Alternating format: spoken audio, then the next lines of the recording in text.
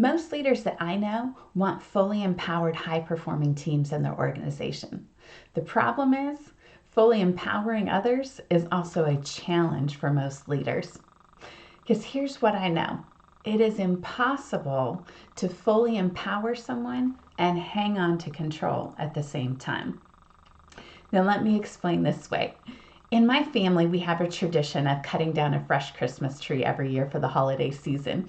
And because of the distance that we live between the place where we cut the tree and our home where the tree is going to actually reside, we have to make a fresh cut when we get home, and fresh cut on the tree when we get home so that the tree can actually absorb water.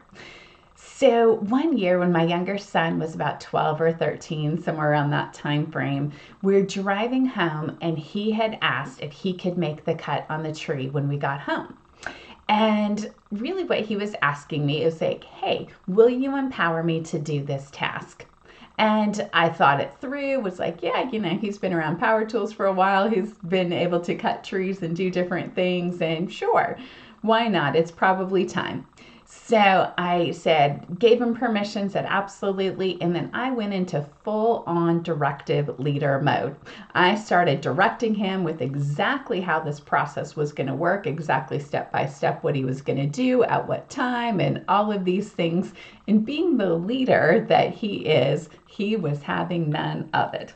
I don't know if you've ever had this experience or not, but if you lead leaders, you're going to notice they have their own ideas about how and what the process is that should be done to accomplish a task. Now, they're after the same results, but every leader has their own way of doing things. So here we are on the verge of a power struggle with this person that I'm supposed to be empowering to do a task. And I stopped for a second and realized that really what was happening is that I was scared. I was scared of some outcomes that I could not control. Does that sound familiar to anyone? Probably so, because I was going to release control over to him, and all I could see was limbs chopped off and blood and hospital trips and all of these things. Worst case scenario, what could happen? And that was completely freaking me out.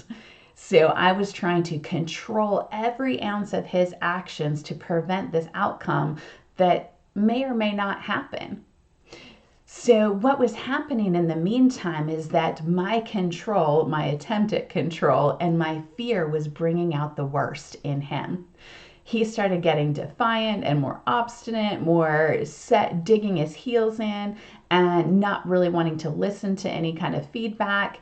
So I stopped for a second and started readjusting and realizing, wow, I'm bringing out the worst in him, not the best. I need his best thinking to come forward in this moment, not his worst. So I readjusted, owned my fear. Hey, bud, I'm just scared. I'm scared of all of these things that could happen. And the next thing you know, the environment completely shifted. He accepted the weight of the responsibility for the task that he was asking for. And he started owning the responsibility of protecting the outcomes that I was scared of. So his best thinking comes forward. He does a great job. Tree gets cut, goes into the house. It's a beautiful thing. But none of this would have happened if I hadn't have released control and owned my own fear. As a leader, it's our job to create a safe place for people to grow, to learn, to develop, even fail, and not be scared of some of those outcomes that may or may not happen. So if you need help creating a culture where you can have fully empowered, non-owner dependent teams, reach out to me today. I'd be happy to help.